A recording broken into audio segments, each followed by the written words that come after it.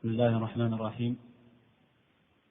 الحمد لله رب العالمين، نحمده تعالى ونستعينه ونستغفره ونعوذ بالله من شرور أنفسنا وسيئات أعمالنا، من يهده الله فلا مضل له ومن يضلل فلا هادي له، وأشهد أن لا إله إلا الله وحده لا شريك له، وأشهد أن محمدا عبد الله ورسوله.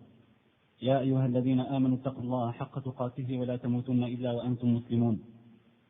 يا أيها الناس اتقوا ربكم الذي خلقكم من نفس واحدة وخلق منها زوجها وبث منهما رجالا كثيرا ونساء، واتقوا الله الذي تساءلون به والأرحام إن الله كان عليكم رقيبا. يا أيها الذين آمنوا اتقوا الله وقولوا قولا سديدا يصلح لكم أعمالكم ويغفر لكم ذنوبكم، ومن يطع الله ورسوله فقد فاز فوزا عظيما. أما بعد، فإن أصدق الحديث كلام الله تعالى، وخير الهدي هدي محمد صلى الله عليه وآله وسلم، وشر الأمور محدثاتها وكل محدثة بدعة وكل بدعة ضلالة وكل ضلالة في النار. وبعد. Le sujet de notre intervention aujourd'hui, bi'idhnillah azza wa jal, comme vous l'avez lu sur les affiches, est la foi sans fruit. Qu'est-ce qu'on entend par foi sans fruit? Quel est le but de cette intervention aujourd'hui? Donc de quel sujet précisément on veut parler? Il s'agit de ce musulman qui est, on va dire entre guillemets, j'ai bien dit entre guillemets, qui est pratiquant et qui prétend, je souligne prétend, 10 fois, qui prétend suivre les préceptes du Coran, de la parole d'Allah Azza wa Jal et de la sunna du prophète alayhi salatu wassalam, et qui a pris comme engagement donc d'être dans cette vie ici-bas conforme à la parole d'Allah Azza wa Jal et à la sunna du prophète alayhi salatu wassalam. Ce musulman qui prétend ceci, je vis surtout ceux pour lesquels cela se reflète dans leur aspect extérieur. Donc, je vis une certaine catégorie de personnes, et c'est beaucoup de gens.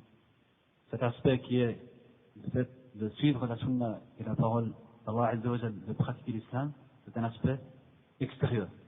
Mais lorsqu'on se rapproche beaucoup plus de cette personne, lorsqu'on connaît plus cette personne, on voit qu'il y a une très grande différence, il y a un grand fossé entre ce qu'il est et ce qu'il prétend être. Moi je suis sunni, je suis salafi, je suis le Coran et la sunna du prophète alayhi salatu wassalam. C'est bien. Et puis tu te rapproches de la personne, tu le connais mieux, tu vois qu'il y a un grand fossé entre ce qu'il prétend et ce qu'il est. Donc c'est de ça que je voudrais plutôt parler aujourd'hui ou ce soir, et peut-être donner certains exemples. Tu le vois par exemple délaisser certaines obligations alors qu'il prétend suivre le Coran et la Sunna et être pratiquant. Tu le vois par exemple commettre des choses qui sont complètement illicites, haram, peut-être même des grands péchés, sans qu'il se rende compte ou sans qu'il attache d'importance à cette chose. Exemple, la médisance, qui est un grand péché, un très grand péché. Pourquoi est-ce qu'on n'attache pas beaucoup d'importance à la médisance, qui est un grand péché? À cause du fait que c'est quelque chose qui est facile à faire. C'est un acte, une action très facile. Il suffit de bouger la langue pour tomber dedans. Mais il suffit de bouger la langue pour tomber dedans et pour anéantir vos actions et vos hasanat, pour les brûler. Parfois, ça peut être carrément une grosse partie de la religion qui est délaissée. Une grosse partie de la religion qui est délaissée. Je peux citer par exemple al-akhlaq, le comportement. Souvent, ce côté comportement dans la sunna est négligé. Et ici, donc, je rappelle, je m'adresse aux frères qui suivent le Coran et la sunna. Je ne m'adresse pas aux autres qui sont loin de l'islam. Je m'adresse à ceux maintenant qui prétendent suivre l'islam. Donc le Coran, ou plutôt le comportement, pardon, est délaissé. Parmi les caractéristiques aussi, on fait du surplace. On n'avance pas. Que ce soit dans son adoration, que ce soit dans sa foi, que ce soit dans son apprentissage du Coran ou de la religion en général.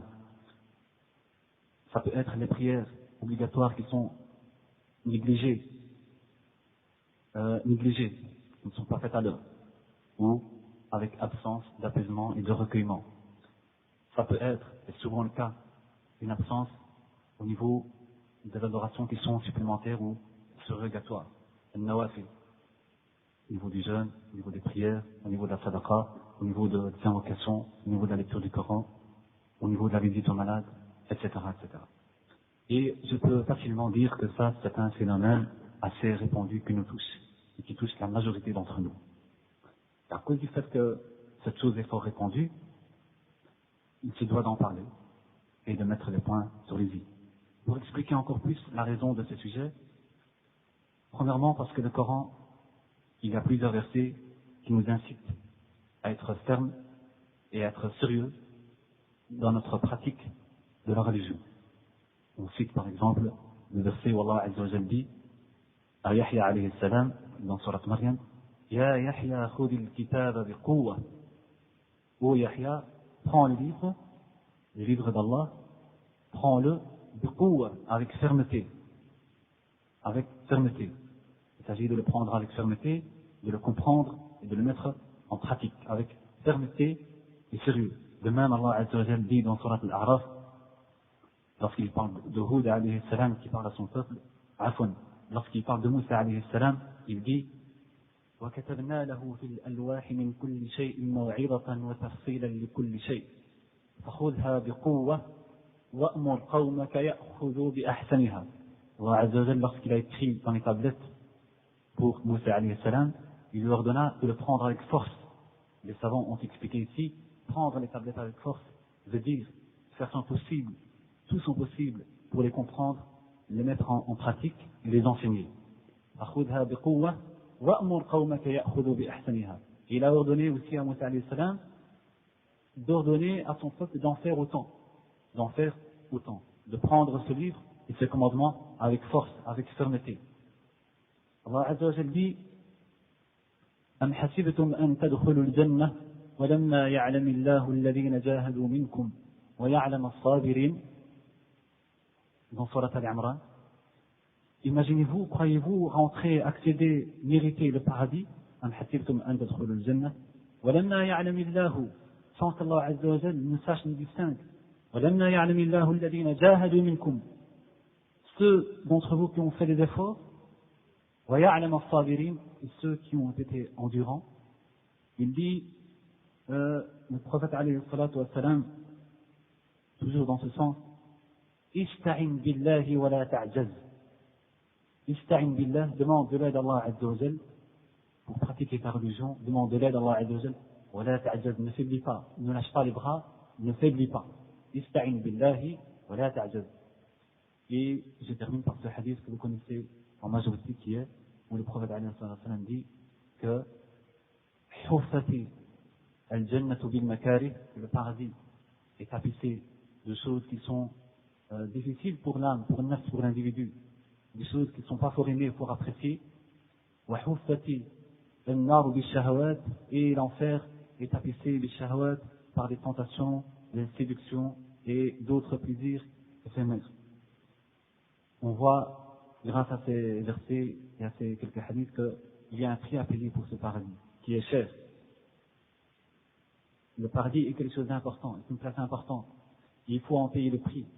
Et cela rejoint la parole du prophète alayhi wa sallam qui dit Ala inna sil'ata Allahi ghaliyah, ala inna sil'ata Allahi jannah. Cette marchandise qui est le paradis est ghaliyah, est chère. Il s'agit du paradis, il faut en payer le prix. La deuxième raison pour laquelle nous parlons d'un sujet pareil, à cause du fait que les tentations aujourd'hui, les séductions, les attirances de ce bas monde sont nombreuses. Elles sont nombreuses. De sorte qu'il est à craindre que quelqu'un qui ne s'accroche pas fermement, sérieusement à cette religion, risque de tomber dans les ténèbres de la désobéissance et dans les pièges du shaitan, et peut-être même de la mécréance. Autre raison, alhamdulillah, vous aurez remarqué autant que moi que ces dernières années, ou ces derniers temps, il y a un retour vers la religion, un retour, incha'Allah, sincère. On peut que remercier Allah Azza wa Jal. Je parle à notre niveau, donc à notre niveau ici, je parle des jeunes, il y a un retour, ce qui fait plaisir. Et ce retour vers la religion de la part des jeunes nous pousse parfois à réfléchir sur cette qualité, sur la qualité de cet islam pratiqué. La quantité, alhamdulillah, c'est bien, c'est important, mais qu'il faut-il encore réfléchir et voir quelle est la qualité de cet islam qui est pratiqué par ces jeunes. Et pour parfaire cette qualité, il est absolument nécessaire, évidemment, de déceler les erreurs, de déceler les failles et y apporter le remède qui est donc le plus apte. Et en dernier lieu, cette intervention, c'est une parenthèse importante, est une critique, mais Inch'Allah positive. Tout ce que je vais évoquer, suivant ce que le temps nous permet, tout ce que je vais évoquer, tous les symptômes, toutes les erreurs, que je vais évoquer à l'instant, eh bien, s'adresse avant tout à moi-même. S'adresse à moi-même, et dans un deuxième temps, s'adresse à vous. Donc, je ne vise personne, tout le monde ici doit se sentir concerné et visé. C'est pas parce que quelqu'un vous donne un sujet, ou vous donne un cours, que cette personne est meilleure que vous. Il n'en est rien. Donc, je le rappelle, c'est un rappel pour nous tous. Et ces choses nous concernent autant que vous, peut-être encore plus. Les premiers symptômes de ce phénomène, je rappelle ce phénomène, est le suivant, pour les gens qui sont venus en retard. Ce phénomène qui est la personne qui prétend pratiquer la religion, qui prétend être musulman, pratiquant, suivre le Coran et la Sunna, mais qui, lorsque on s'approche de cette personne, on voit qu'il n'en est rien. Il y a un grand fossé, une grande différence entre ce qu'il est réellement et ce qu'il prétend être.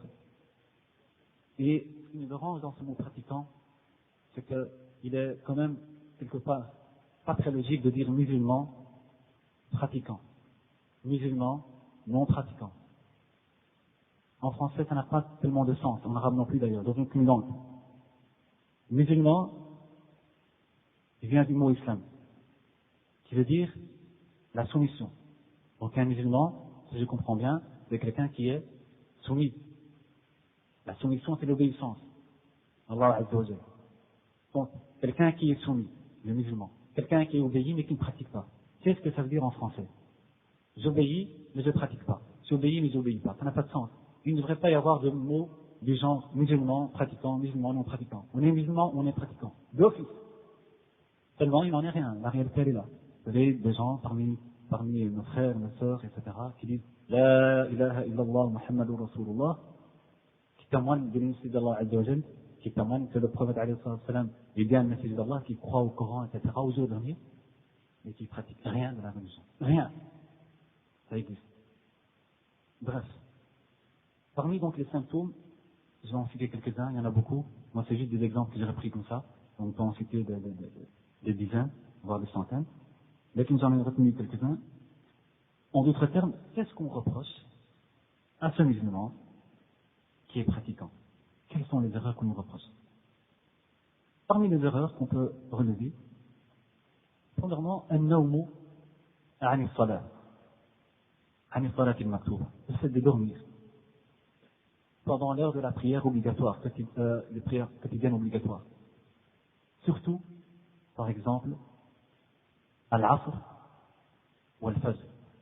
Ce sont deux prières qui sont faites à des moments qui viennent après un repos. Après un repos. Al-fajr, avant le fajr, il y avait quoi? Il y avait le sommeil, il y avait le repos, la nuit. Difficile de se lever. L'asr demain. Les gens ont travaillé, ils se reposent. Difficile de se réveiller pour faire cette prière. C'est quelque chose qui concerne un bon nombre d'entre nous. Et je rappelle à ces gens-là, le verset où Allah Azza wa Jalla dit فَوَيْلٌ لِلْمُصَلِّينَ الَّذِينَ هُمْ عَنْ صَلَاتِهِمْ سَاهُونَ. Malheur à ces gens qui prient, mais hum an salatihim sahun, qui négligent, qui sont négligents dans cette prière. Et lorsque les savants ont expliqué ce verset, ils ont dit négligents, c'est-à-dire pas qu'ils ne la font pas, non, ils la font, mais de manière négligée. Par exemple, pas à l'heure. Ou alors, ne pas respecter les obligations de la prière, la manière dont cette prière est faite, les ablutions, etc., etc. Ici, il s'agit de quelqu'un qui dort en connaissance de cause pendant l'heure de cette prière. Malheur. Certains savants ont traduit Wail en disant que c'est un fleuve qui est dans Jahannam, en enfer. Ça c'est pour les gens qui négligent la prière. Que dire les gens qui ne la font carrément pas. Et Allah Azza wa Jalla dit, par rapport aux hypocrites, il y a une caractéristique propre aux hypocrites dans Surat An-Nisa. وَإِذَا قَامُوا إِلَى الصَّلَاةِ قَامُوا كُسَالَى وَإِذَا قَامُوا إِلَى الصَّلَاةِ قَامُوا كُسَالَى. Lorsqu'ils se lèvent pour faire la prière, قَامُوا كُسَالَى, ils se lèvent par paresse. Ça, c'est une caractéristique propre aux hypocrites. Quelqu'un qui dort en connaissance de cause et qui se lève après l'heure de la prière, il se lève comment? Il se lève par paresse. Il a un fardeau sur ses épaules. Il doit accomplir cette prière. Il aurait aimé encore plus dormir peut-être, ou bien il aurait aimé que cette prière n'existe pas à ce moment-là. قَامُوا كُسَالَى. Ils la font par paresse. Et on a une fois parlé de la prière dans une des conférences pour ne pas refaire le sujet. On vous rappelle juste un hadith ou deux concernant la prière. Hadith d'Aïcha qui dit par exemple, c'est pour comparer cette personne qui dort au prophète alayhi sallam qui dit, Aïcha dit, كان يحدثنا فنحدثه. Il parlait à ses épouses alayhi salam et elle lui parlait, il discutait. Et lorsque le moment de la prière arrivait, كأنه لا يعرفنا. Il se levait par tête, comme si il ne nous connaissait pas, il nous ignorait carrément, parce que l'heure de la prière était venue. Et pour vous donner encore, ici concernant un compagnon, l'importance qu'il donnait à la prière, il s'agit de Omar, radiyallahu anhu. Il fut poignardé à la fin de sa vie, poignardé. Le sang coulait, il perdait beaucoup de sang. Et d'un moment à l'autre, il perdait connaissance. Il s'évanouissait, il perdait connaissance. À un certain moment, les compagnons n'ont pas su, est-ce qu'il est en vie ou alors il est mort ou quoi que ce soit. L'heure de la prière était là. Ils ont dit, maintenant on va le savoir. Ils ont dit, Ya Omar, as-salah. Ils ont dit dans l'oreille, Omar, la prière. Il a sursauté. Alors qu'il était évanoui, il a sursauté. Il a dit, la prière, et il s'est levé. À l'entente du mot prière, il s'est levé, et il a prié, alors que le sang coulait à flot. L'importance de la prière. Évanoui, blessé, sur le point de mourir. Comparé à celui qui dort. Volontairement. Comparé. Ces gens-là, ils étaient comme ça dans l'adoration. Ces gens-là, malgré ça, lorsqu'ils agonisaient, c'était la fin de leur vie, ils pleuraient, ils avaient peur. Certains d'entre eux disaient, si ma mère ne m'avait pas mis au monde. Regardez l'adoration, et regardez, malgré ça, ils pleuraient quand ils mouraient. Peur du jugement. Comparez nous à eux. Ils voyaient la différence. Et on peut se poser la question, comment, à l'entente de ces choses-là, comment peut-il venir à l'esprit? Je ne dis pas d'un musulman, à l'esprit de celui qui prétend être pratiquant et qui combat pour le livre d'Allah et la Sunna. Je parle de cela. Comment peut-il lui venir à l'esprit de dormir pendant l'heure de la prière? Comment est-il possible de prendre le réveil et de le mettre 2 heures, de le régler sur 2 heures ou 3 heures après l'heure de la prière, exprès, de manière volontaire? Vous savez que certains savants ont dit, celui qui règle le réveil de cette manière, de manière volontaire, en sachant que la prière est bien avant, c'est quelqu'un qui a délaissé la prière de manière volontaire. De manière volontaire. Certains, c'est bien dit certains, ils l'ont classé parmi les kuffars. Il a délaissé la prière de manière volontaire. C'est dire de quelqu'un qui entend le réveil sonner, il l'éteint. Il l'éteint. Ou alors quelqu'un qui se réveille, laisse-toi pour la prière, et tu dis laisse-moi. Et après, tu te dis, j'étais tellement dans le sommeil, fatigué que vraiment tu m'as réveillé, je ne savais pas. Je ne savais pas que tu m'avais réveillé. Tu le pousses comme ça, tu lui dis réveille-toi, il y a un voleur, il y a le feu, il va sursauter. Il va sursauter. Là, il sera conscient. Il faut lui dire réveille-toi, il y a le feu de l'enfer qui t'attend. Il va peut-être aussi sursauter. Et c'est bien de rapporter il y a un vers, bon, permettez-moi de quand même le citer, c'est pas très beau à entendre, qui dit La ta'ridanna, c'est un vers poétique. Il dit La ta'ridanna li dhikrina fi dhikrihim laysa as-sahihu idha nasha kal-muq'adi. Ce vers poétique dit ne parle pas de nous lorsque tu parles de eux. Car il n'est pas comparable. Quelqu'un qui marche avec ses 2 pieds, il n'est pas comparable à celui qui a été handicapé. Il veut dire dans ce verset éthique, quand on parle de ces gens-là, des compagnons de leur adoration et de As-Salaf Salih, on ne parle pas de nous. Il ne faut pas qu'on parle de nous, parce qu'il y a une très grande différence. C'est comme quelqu'un qui marche sur ses deux pieds, ces gens-là, et quelqu'un qui est handicapé, ce sont ceux qui donc négligent cette adoration. Deuxième symptôme, et deuxième maladie, toujours dans le même sens, Adam al-Tabkir ila salat. Le fait de se rendre à la prière, mais à la dernière minute. À la dernière minute. Que ce soit pour le Jama'a, la prière en commun, que ce soit pour le Jumu'ah, la prière du vendredi. Je rappelle aux frères qui se parlent de ce musulman pratiquant. Retenez chaque fois ça. Venir à la dernière minute à la prière. Le prophète alayhi sallam à ce sujet dit, si les gens savaient le mérite qu'il y avait concernant le premier rang, eh bien, ils se seraient empressés et peut-être même combattus l'un et l'autre pour venir à ce premier rang. Si seulement ils savaient, qu'ils ne le savent pas, pour la plupart. Ibn al-Musayyib, ou bien Ibn al-Musayyib, les deux sont bons, on rapporte, avec une chaîne authentique, il dit, pendant 50 ans, tenez-vous bien, 50 ans, jamais, je n'ai été après la première takbira. Je n'ai jamais raté la première takbira à la mosquée. La première takbira, c'est lorsque l'imam commence. Il veut dire pendant 50 ans, il n'a jamais été après que l'imam ait commencé la prière. Al-A'mash, 70 ans. Jamais. Il dit, jamais, je n'ai été après la première takbira, pendant 70 ans. D'autres, parmi les salafs, Ibn Sama'a, il dit pendant 40 ans, je n'ai jamais été après la première takbira, sauf une fois, à cause du fait que ma mère était morte. Donc il n'a pas rattrapé la première takbira. Certains ulama parmi les mutaqaddimin, parmi les anciens, comme Soufiane, Ibn Uyayna disait, il ne fait pas partie du respect de la prière que d'arriver après l'iqama. Il ne fait pas partie du respect de la prière que d'arriver après l'iqama. Essayez d'aller le vendredi à la mosquée tôt, 2 heures avant, ou 1 heure avant la prière. Vous allez voir, dans les premiers rangs, des gens adultes, des vieux, pour la plupart, des musulmans tout à fait normaux. Et puis attendez qu'il reste 5 minutes, 10 minutes pour la prière, ou 20 minutes. Vous allez voir, les gens qui rentrent, pour la plupart des jeunes, pratiquants, qui suivent le Coran et la Sunna. Pire que ça, il y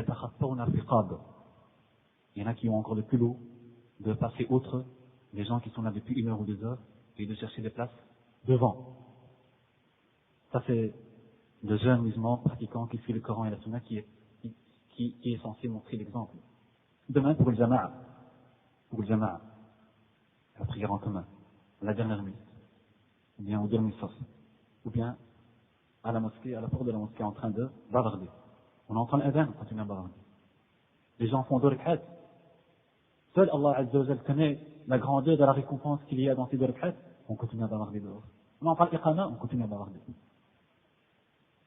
On sent que l'imam va presque dire Allah Akbar pour le ruku', on se précipite, on court, on dérange, on fait du bruit, on arrive. وَإِذَا قَامُوا إِلَى الصَّلَاةِ قَامُوا كُسَالَى. Lorsqu'ils s'apprêtent à faire la prière, ils la font avec paresse. C'est une caractéristique des hypocrites. C'est une caractéristique des hypocrites. Ça ne veut pas dire que la personne est hypocrite, c'est pas ça que ça veut dire. C'est une caractéristique.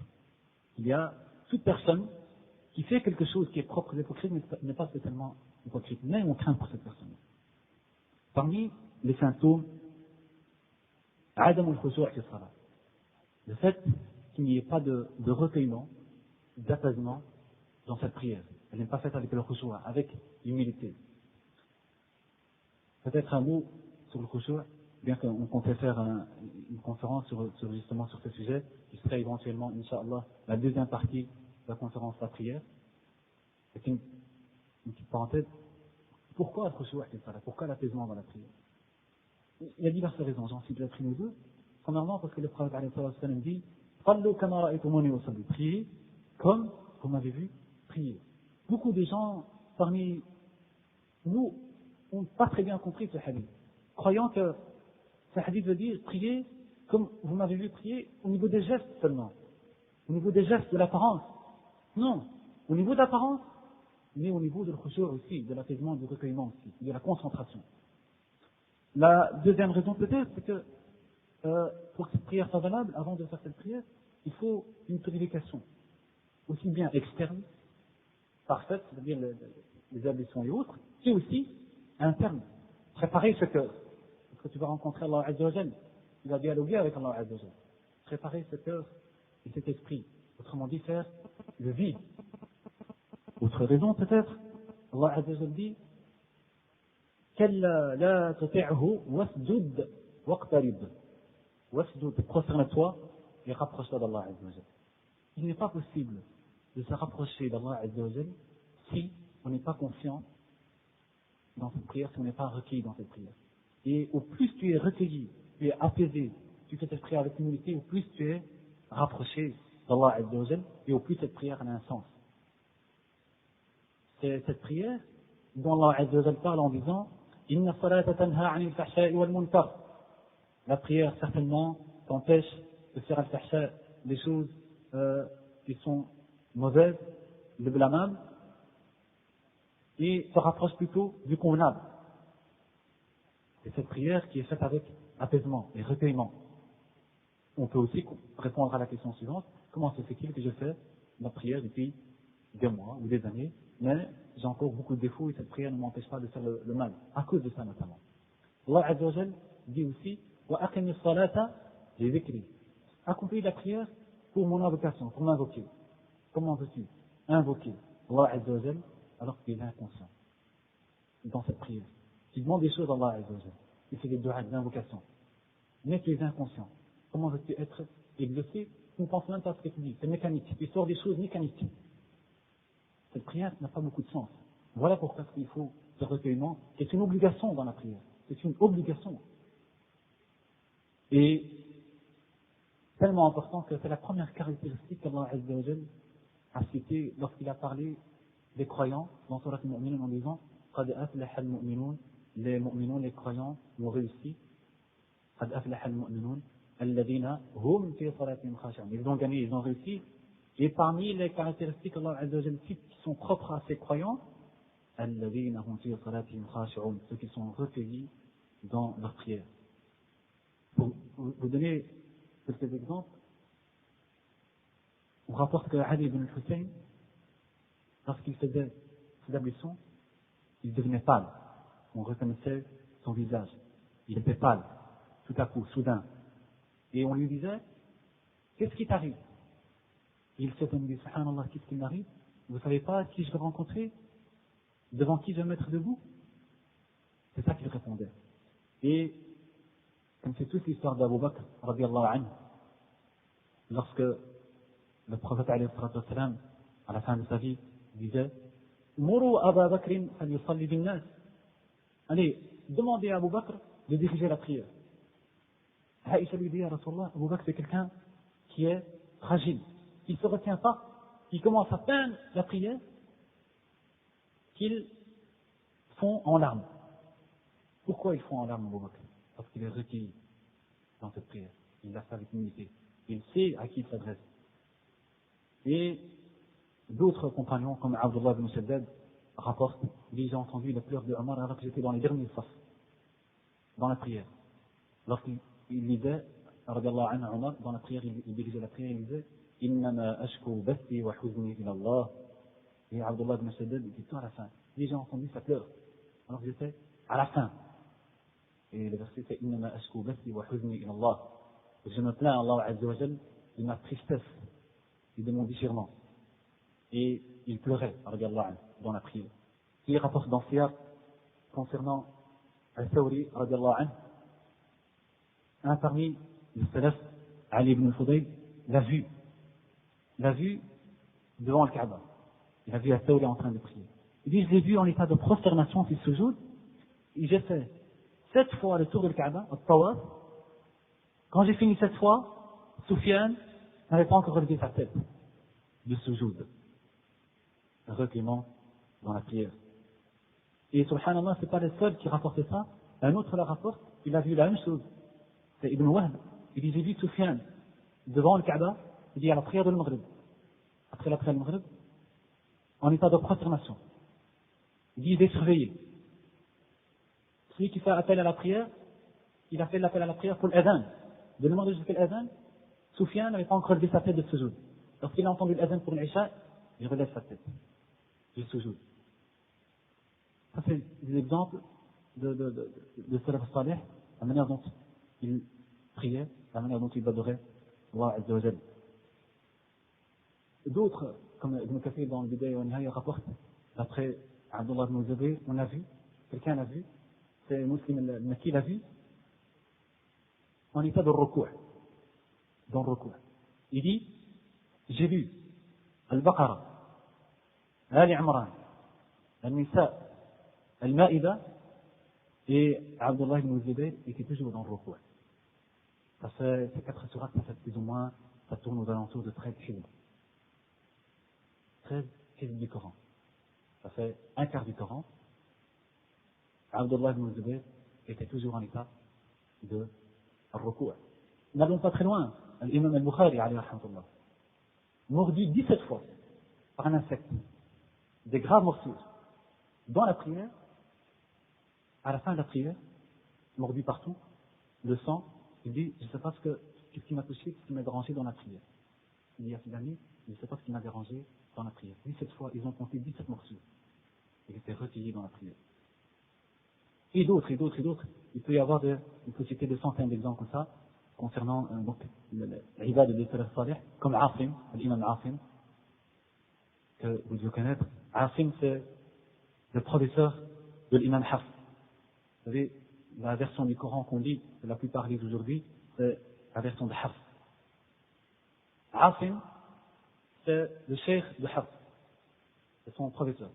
Parce qu'il rentrait dans la prière, les gens qui le voyaient, ils disaient, Asim devenait comme un bâton. Comme une planche. Ne bougeait pas. Quand il rentrait dans la prière. Ça, c'est le recueillement. Alors, par rapport à ces exemples, on se pose la question, sincèrement et franchement, qu'en est-il de notre prière et de notre concentration dans la prière? Nous, qui prétendons être musulmans, pratiquants, Ahl Sunnah, les gens qui bougent 10 fois, 15 fois, 20 fois dans la prière.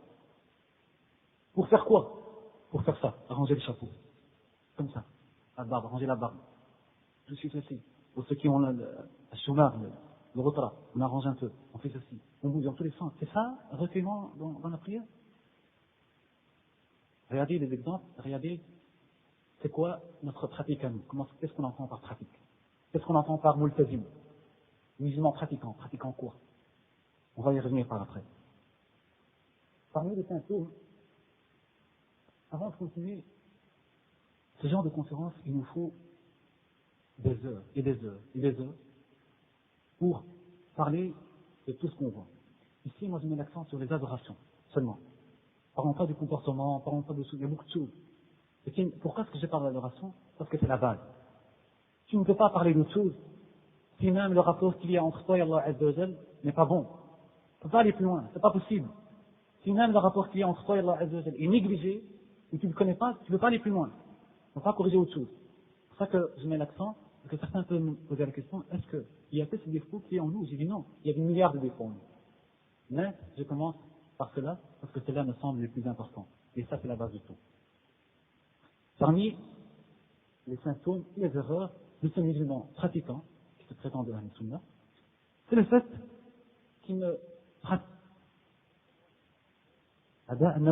les adorations surrogatoires, qui sont supplémentaires, du genre les prières, les prières qu'on fait avant et après, les prières quotidiennes, les rak'at qu'on fait avant al-dhuhr, celles qu'on fait après, celles qu'on fait après le maghrib, après l'isha, avant le fajr, qiyam al-layl. On en a parlé une fois lors d'une conférence qui s'appelle, intitulée les sunnah délaissés. Il n'est pas possible que quelqu'un qui se prétend musulman pratiquant ne puisse pas faire ces adorations qui sont surrogatoires. Quelqu'un qui prie les prières quotidiennes, et en plus on a vu comment il les priait, seulement, qui jeûne le mois de Ramadan seulement, et en plus négligé, il ne peut pas être fier. Il n'y a pas de quoi être fier. Il faut chaque fois se comparer au temps des compagnons et à l'adoration des compagnons, pour arriver peut-être à ce qu'ils détestent. Sinon, c'est pas possible. Parce que j'ai l'impression qu'avec un strict minimum, certains d'entre nous croient qu'ils ont le paradis assuré. Et c'est tellement vrai que certains d'entre nous croient tellement qu'ils sont loin dans la pratique, qu'ils sont presque infaillibles, et qui se lancent dans les jugements, sûrs de lui. Tellement sûr de lui que tel est un innovateur, tel est un pervers, tel est un kafir, tel n'est pas dans le chemin, tel est égaré, tel n'est pas dans le minhaj, et tel, et tel, et tel, et tel. Tellement sûr de soi, subhanallah. Regardez, Habiba, elle dit, par exemple, par rapport au sunnah ar-rawatib, elle dit, celui qui prie, le prophète alayhi salam dit, celui qui prie 12 rak'at quotidiennement, Allah azza wa jal lui construit une demeure au paradis. Une demeure au paradis. Il s'agit ici des rak'at qu'on fait avant et après chaque prière. Où le prophète alayhi salam, concernant par exemple Qiyam al-Layl, la prière de la nuit, il dit, la meilleure des prières, c'est la prière quotidienne obligatoire, suivie de Qiyam al-Layl, suivie de Qiyam al-Layl, des rak'at que vous faites la nuit pour Allah azza wa jal. Et regardez ce hadith comme ça qui interpelle un jeune. Au moment où le prophète a dit, ce hadith, il était jeune, c'était Abdullah ibn Omar. Lorsque le prophète a évoqué, alors qu'il n'était pas là, Abdullah ibn Omar, il dit, Ni'mar rajul, Abdullah. Il a parlé de bien en lui. Donc, il y a Nassi, il faisait Qiyam al-Layl, parce qu'il ne le faisait pas. Et on a dit ça à Abdullah ibn Omar. Depuis lors, Abdullah, il dit jamais, jusqu'à la fin, jamais, il a délaissé, il a laissé tomber Qiyam al-Layl, par le qu'il fait la nuit. Parmi l'adoration surrogatoire, il y a le jeûne. Les 3 jours de chaque mois lunaire, le 13, le 14 et le 15. Il y a parfois le jeudi et le lundi. Il y a Shawwal, il y a Arafat, il y a Ashura. Entre parenthèses, demain il faut jeûner. Inch'Allah, demain il faut jeûner. Quand je dis il faut jeûner, je ne parle pas de il faut au point de vue juridique, c'est-à-dire il est obligatoire. C'est dans l'autre sens. Il est fortement recommandé de jeûner demain pour celui qui veut des hasanat. Si qu'il y en a trop, il n'est pas concerné par ce hadith. Et Ashura, le jeûne de Ashura équivaut à 1 an de péché effacé. Avec les conditions, évidemment. Les conditions, c'est faut que ce jeûne soit sincère pour Allah Azza wa Jalla, on surveille son regard, son ouïe, etc. Si les conditions, Inch'Allah, sont remplies avec sincérité, on a droit à cette récompense que le prophète alayhi salam nous a promis. C'est demain, Ashura. Et à ce sujet, peut-être rajouter que dans Sahih Muslim, le prophète alayhi salam d'après Bouqatada a dit أفضل الصيام بعد رمضان صيام شهر الله المحرم. Le meilleur des jeûnes après le jeûne du mois de Ramadan, c'est le jeûne de ce mois-ci dans lequel nous sommes, شهر الله المحرم. En d'autres termes, en résumé, si on est des musulmans pratiquants et qu'on le prétend, essayez de s'accrocher à ces sunan, à ces adorations surrogatoires. La première chose dont on se privilégie dans le qiyamah, c'est la prière. Cette prière n'a pas été faite correctement, n'a pas été complète, et c'est vrai pour la masse, on dira, regardez, ici, il peut combler cette prière qui a été mal faite à certains moments avec des prières surrogatoires. Et lui, il va trouver ces prières surrogatoires devant lui qu'il a faites sur terre. Il va combler, Inch'Allah, les prières qui ont été mal faites, mal accomplies. S'il a rien fait. Si son jeûne de Ramadan est manquant, parce que qui d'entre nous peut dire, moi, depuis que j'ai jeûné le mois de Ramadan, sans faute. Tous les jours de Ramadan, depuis des années, sans faute. Concernant l'ouïe, concernant le regard, concernant les paroles, concernant l'adoration, concernant la sincérité, concernant... Personne ne peut dire ça. Tout le monde peut dire avec facilité, c'est vrai, il est possible qu'on ait des jours manquants. Et si tu ne donnes pas des jours supplémentaires, qu'est-ce que tu vas faire? Demain pour la zakat, et demain pour les autres adorations. Autre symptôme, عدم قراءة القرآن وحفظه. Le fait de ne pas lire assez le Coran, la parole d'Allah Azza wa Jal, et le fait de ne pas l'étudier. C'est un symptôme parmi les symptômes. Et il n'y a pas de doute que lire le Coran et le méditer, c'est le meilleur des moyens pour rester accroché à la religion d'Allah Azza wa Jal. C'est la meilleure des protections contre la déviation, et contre les tentations, contre les shubuhat, l'ambiguïté, et contre les shahawat, les attirances, quelles qu'elles soient. La meilleure des protections, c'est le Coran. C'est la meilleure des protections à cause du fait que, grâce au fait qu'il s'agit de la parole d'Allah Azza wa Jal. Il s'agit de la parole du Seigneur des mondes. Ça, il faut bien se le mettre dans la tête. Ce n'est pas la parole de quelqu'un, ce n'est pas la parole d'un poète, ni de qui que ce soit. Il s'agit de la parole d'Allah Azza wa Jal que tu lis. Parfois, dans la vie de tous les jours, on peut être dérangé par certaines choses. Et chacun est différent. Certains peuvent être dérangés parfois par des doutes, des shubuhat, des ambiguïtés. La création, je cite l'exemple. La création de l'univers. Le hasard, pas le hasard, c'est tout. Tu lis dans le Coran la parole d'Allah Azza wa Jal qui dit Am khuliqu min ghayri shay'in am humul khaliqun. Ont-ils été créés à partir de rien? Ou bien sont-ils eux-mêmes leurs propres créateurs? Ce verset vient comme ça sur son cœur et il l'apaise, il le refroidit. Am khuliqu min ghayri shay'in am humul khaliqun. Tu as des problèmes du genre, tu as tendance à faire des péchés. Et ton nez te pousse. Et tu lis dans le Coran, Kiraman katibina ya'lamuna ma tas'alun. C'est-à-dire que parle des anges. Katibin, ils écrivent tout ce que tu fais, tout ce que tu dis à chaque moment, à chaque instant. Ya'lamuna ma tas'alun, ils savent ce que vous faites. Et puis tu lis le verset d'Allah Azza wa Jalla, wa nahnu aqrabu ilayhi min hablil warid. Et tu lis le verset d'Allah Azza wa Jalla, ma yalfidu min qawlin illa ladayhi raqibun atid. Toute parole, même si cette parole elle est insignifiante, tout petite qu'elle soit, eh bien, il y a quelqu'un qui la récolte et qui l'a écrit, qui l'a transcrit et qui la trouvera devant Allah Azza wa Jalla. Et tu t'arrêtes. Tu arrêtes de faire ce péché, ou alors tu te guéris en fait. Grâce à cette méditation, grâce à cette lecture du Coran. Tu peux te dire, pourquoi est-ce que moi je dois pratiquer? Pourquoi est-ce que je me fatigue? La majorité des gens ne pratiquent pas et ils sont bien. Et tu lis des versets Allah Azza wa Jalla dit, وَلَكِنَّ أَكْثَرَ النَّاسِ لَا يَعْلَمُونَ. Mais beaucoup de gens ne savent pas. Beaucoup de gens ne savent pas. La majorité ne savent pas. Alors il ne faut pas les suivre. La majorité ne savent pas. Comme Allah Azza wa Jalla dit, إِنَّ الْإِنسَانَ لَفِي خُسْرٍ. Et jure par le temps que l'homme est en prédiction. Sauf quelques-uns qui ont rempli certaines caractéristiques. إِلَّا الَّذِينَ آمَنُوا وَعَمِلُوا الصَّالِحَاتِ. Ils ont cru, ils ont fait des bonnes œuvres. وَتَوَاصَوْا بِالْحَقِّ. C'est pas fini parce qu'ils ont transmis cette vérité qu'ils détenaient. Ils ont fait الدعوة إلى الله, ils ont appelé à la religion d'Allah Azza wa Jalla. وَتَوَاصَوْا بِالْحَقِّ. C'est la troisième caractéristique. Et puis la dernière, et la plus dure, وَتَوَاصَوْا بِالصَّبْرِ. Ils se sont enjoints la patience et l'endurance. Comme quoi, lorsque tu seras croyant, pratiquant, tu vas conseiller le bien, tu ne vas pas être aimé. Tu ne vas pas être aimé. Tu seras détesté. On va te mettre des bâtons dans les roues.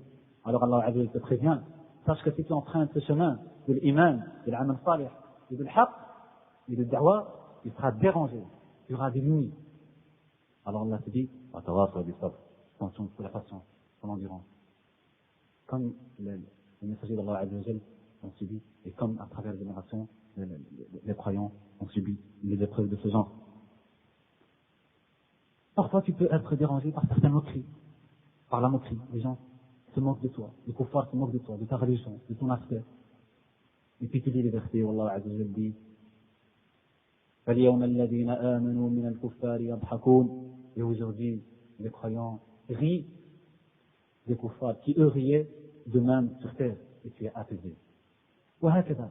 Tout ce qui peut te déranger sur cette terre, dans la vie de tous les jours, toutes les questions, toutes les ambiguïtés, tous les arrangements, toute tristesse, etc., tu trouveras une réponse dans la parole d'Allah Azza wa Jalla.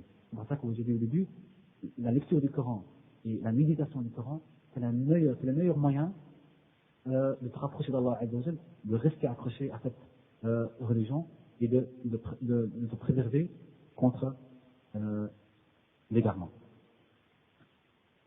Parmi ce qu'on peut relever comme défaut aussi, chez nous, qui prétendons être donc musulmans pratiquants, c'est le fait qu'on ne fasse pas beaucoup d'invocations. On n'invoque pas Allah Azza wa Jalla assez. Encore une fois, c'est une caractéristique des hypocrites. Ils invoquaient Allah Azza wa Jal que lorsque les croyants les entendaient. وَلَا يَذْكُرُونَ اللَّهَ إِلَّا قَلِيلًا. Comme dans Surat Nisa, Allah Azza wa Jal dit à propos d'eux, وَلَا يَذْكُرُونَ اللَّهَ إِلَّا قَلِيلًا. Et ils invoquent Allah Azza wa Jal que très peu. Très peu. Et Allah Azza wa Jal, dans le sens contraire, il dit Ya ayyuhal ladina amanu. Ô vous qui avez cru. On peut dire, entre nous, ô nous qui prétendons être musulmans pratiquants et suivre la sunna et prétendons être de ahl sunna al jama'a. Uzkuru Allah dhikran kathira. Ya ayyuhal ladina amanu. Uzkuru Allah dhikran kathira. Invoquez Allah Azza wa Jal de manière abondante. De manière abondante. Tout le monde ici a vu le petit livre qui s'appelle La Citadelle, quelque chose du musulman en France, traduit, phonétique, etc. Chacun se pose la question et se répond soi-même. Est-ce que, depuis le temps que ce livre existe, depuis 2 ans, 3 ans, 4 ans, qu'il existe, en tout cas, sur le terrain ici, bien que le livre, je sais qu'il est bien vieux, plus ancien que ça, est-ce que depuis 2, 3 ans, 4 ans, je le connais par cœur? Qui le connaît par cœur? Il n'y a pas beaucoup d'invocations dans ce livre, quelques-unes. Mais, entre-temps, il y a eu 2 ans de temps, ou 3 ans, ou certains, il y a eu 6 mois, ça dépend quand on l'a eu en main. Est-ce que 6 mois, 1 an, ça ne suffit pas pour utiliser ces invocations et invoquer Allah Azza wa Jal chaque fois que tu fais quelque chose? Quand tu sors de chez toi, quand tu penses, quand tu vas dormir, quand tu te réveilles, après la prière, lorsque tu entends le tonnerre, lorsque ceci, lorsque ça, lorsque tu t'habilles, lorsque tu manges, lorsque tu termines. Est-ce qu'on les connaît par cœur? Question.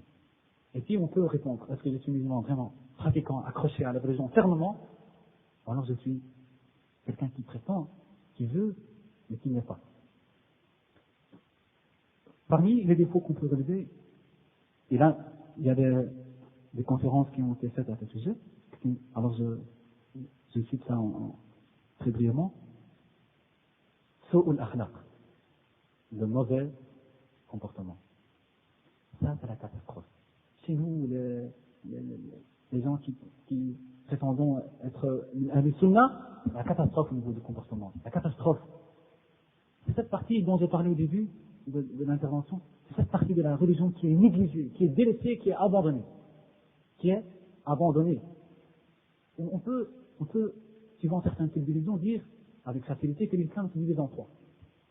Tu as al-aqaïd, la foi et la croyance, tout ce qu'elle comporte.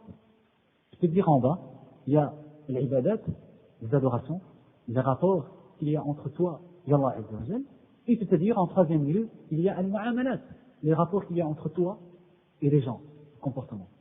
Dans tout livre de jurisprudence, de fiqh, vous allez voir, on commence par, tout le temps, par l'ibadat, partie l'ibadat, et puis vous avez la partie al-mu'amalat. Les rapports qu'il y a avec les autres. C'est un défaut très apparent et très gênant, qui fait fuir parfois les gens. Et il y a de quoi. Certains parmi nous ont mal compris le message de l'islam, très mal compris le message de la sunna, ont très mal compris ce que c'est la pratique. Pour certains, la pratique de l'islam et de la sunna, c'est ne pas dire salam alaikum, marcher la tête baissée, interdiction de faire un sourire, rien du tout. Pour celui qui dit salam, tu réponds à peine, alaikum salam, et ça s'arrête là. On parle méchamment, répond méchamment, et des choses comme ça. Et je passe certains comportements que j'ai pas envie d'en parler plus longtemps. Certains versets. Allah Azza wa Jalla dit, par rapport à son messager, وَإِنَّكَ لَعَلَى خُلُقٍ عَظِيمٍ. Il qualifie le prophète alayhi salam, Allah Azza wa Jalla, comme quand il a un comportement noble, de haute qualité. وَإِنَّكَ لَعَلَى خُلُقٍ عَظِيمٍ. Question. Toi, mon frère musulman pratiquant, qui défend la sunna, qui est prêt à ne pas dire salam alaikum à ton frère parce qu'il n'a pas la barbe, ou parce qu'il commet une erreur. As-tu entendu ce verset? وَإِنَّكَ لَعَلَى خُلُقٍ عَظِيمٍ. Pourquoi est-ce que tu ne suis pas le prophète alayhi salatu wassalam dans son comportement à lui? Est-ce que le prophète alayhi salatu wassalam, je dois le suivre juste dans certaines choses et pas dans d'autres? Autre verset, encore plus frappant. On peut dire avec facilité, grâce au deuxième verset, que al-aqidah, la foi et le comportement vont de pair. Ils vont de pair. L'argument est le suivant. Dans Surat Al-Imran, Allah Azza wa Jalla dit فَبِمَا رَحْمَةٍ مِّنَ اللَّهِ لِنْتَ لَهُمْ. Grâce à la miséricorde d'Allah Azza wa Jalla, tu es bienveillant envers eux. Et puis Allah Azza wa Jalla dit وَلَوْ كُنْتَ فَظًّا غَلِيظَ الْقَلْبِ لَانفَضُّوا مِنْ حَوْلِكَ. Si tu avais été dur, tu avais été sévère, et tu avais un cœur dur, لَانفَضُّوا مِنْ حَوْلِكَ. Ils se seraient éloignés de toi. Ils se seraient éloignés de toi. Ce verset, il veut dire en d'autres termes, ce qu'on appelle dans l'usul, mafhoum al-mukhalafa, je peux traduire ça comme ça. Ne sois pas sévère, n'aie pas un cœur dur, car sinon les gens vont te fuir, ils vont s'éloigner de toi. Et si je m'adresse à toi et à moi et à nous, qui avons un message à faire passer, qui devons faire da'wa ila Allah Azza wa Jalla, et appeler les gens à cette religion et à revenir à cette religion. Alors je me dis à moi-même et je vous dis, ne soyez pas sévères. Les durs, sinon ils vont s'éloigner. C'est ce qu'Allah Azza wa Jalla dit à son messager, alayhi salatu wa salam. Et il est de notre devoir de suivre ce messager dans tout. Parce que lorsqu'on dit, لَقَدْ كَانَ لَكُمْ فِي رَسُولِ اللَّهِ أُسْوَةٌ حَسَنَةٌ, il est dans la personne du prophète alayhi salam l'exemple parfait pour vous, c'est dans tout. Dans tout.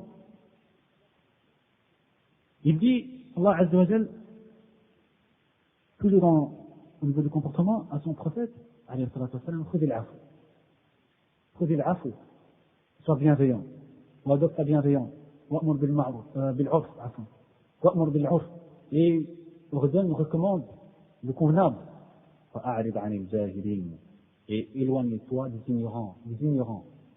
Éloigne-toi des ignorants, ça veut dire ne te fâche pas lorsque quelqu'un est ignorant et qu'il s'adresse à toi avec des choses insensées, pas très correctes. أعرض عن الجاهلين, il est ignorant, éloigne-toi de lui, ne discute pas, perds pas ton temps avec quelqu'un qui est ignorant.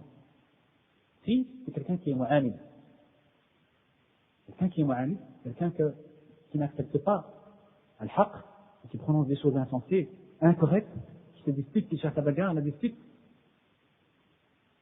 eh bien, éloigne-toi de lui, ne perds pas ton temps, parce qu'il est jahil.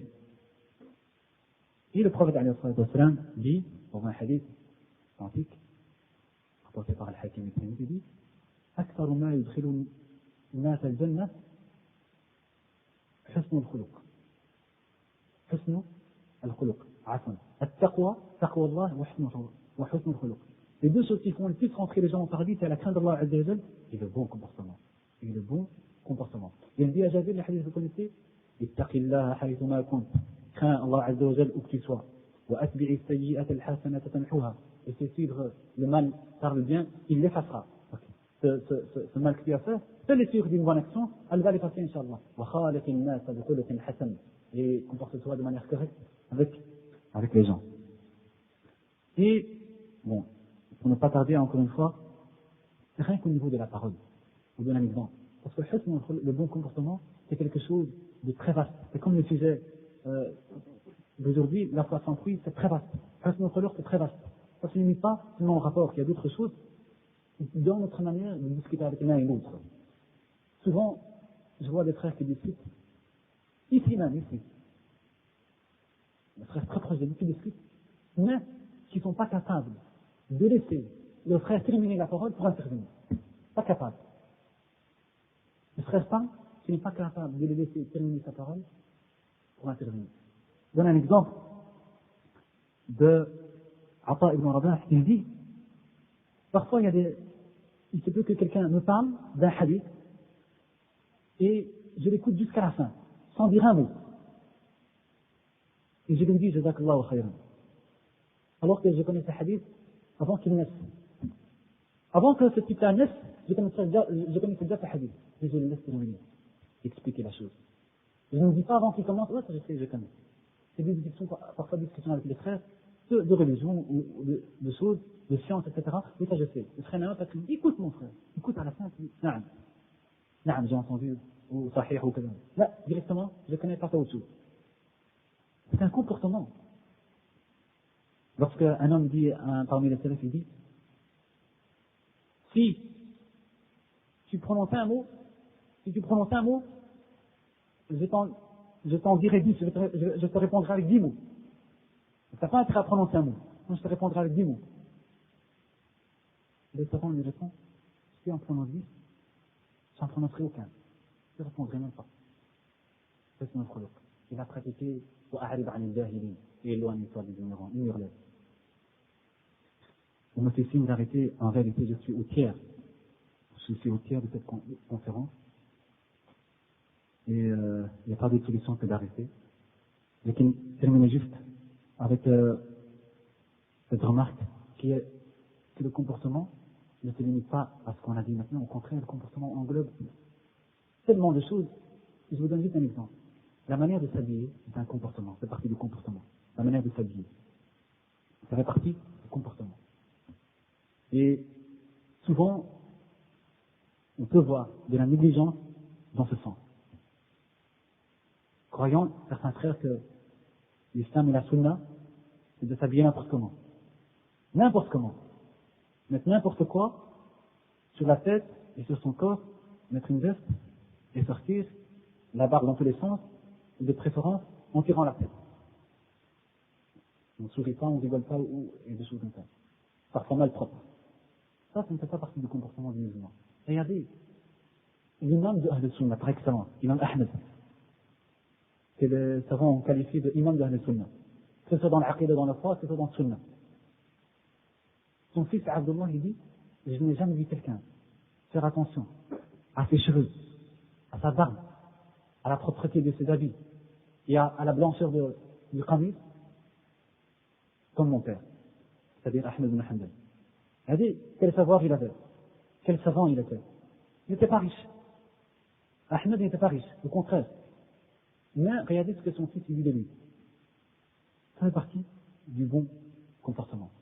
Et je termine en disant qu'il y a d'autres symptômes qu'on aura inchallah l'occasion de développer, qui sont le fait de perdre le temps, ida'atul waqt, le fait de trop rigoler et de blaguer, ainsi que certains frères qui étaient dans la jahiliya, c'est un point assez long, et qui inchallah sera pour une autre fois, les frères qui étaient dans l'égarement il y a quelques temps, il y a quelques mois, il y a quelques années, qui rentrent, inchallah, dans l'islam, qui retournent, qui reviennent vers cette religion de manière sincère, je vois en eux, pour certains, beaucoup encore de cicatrices de la jahiliya, au niveau du vocabulaire, au niveau des attitudes, au niveau des blagues, de la moquerie, de certaines choses.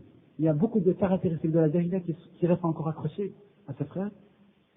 Il y a d'autres symptômes du genre le fait de commettre des shubuhat, des choses qui ne sont pas claires. On ne sait pas si cette chose est halal ou haram. On voit certains frères baisser la tête et les faire quand même. Il y a un autre chapitre concernant les causes de ces symptômes. Les causes des symptômes, suivi d'un chapitre qui est l'ilaj, le remède, et suivi d'un chapitre concernant, en résumé, c'est quoi un musulman pratiquant, une musulmane pratiquante. Ça, Inch'Allah, ce sera peut-être le thème d'une autre conférence. Wallahu a'lam. Wa sallallahu wa sallam ala nabiyyina Muhammadin wa ala alihi wa sahbihi ajma'in. J'ajoute qu'un sujet pareil, parce que j'insiste énormément, un sujet pareil, demande des heures et des heures et des heures et des heures et des heures, des centaines de milliers d'heures. J'ai voulu viser la première partie, les erreurs qu'on fait dans l'adoration. Et j'ai pas fini. Il y a d'autres choses concernant le comportement, concernant la da'wa, concernant les problèmes que les musulmans vivent actuellement, concernant comment faire en sorte de relever la tête des musulmans qui subissent ce qu'ils sont en train de subir. Tout ça rentre dans ce sujet, et tout ça est dû à cette foi sans fruit.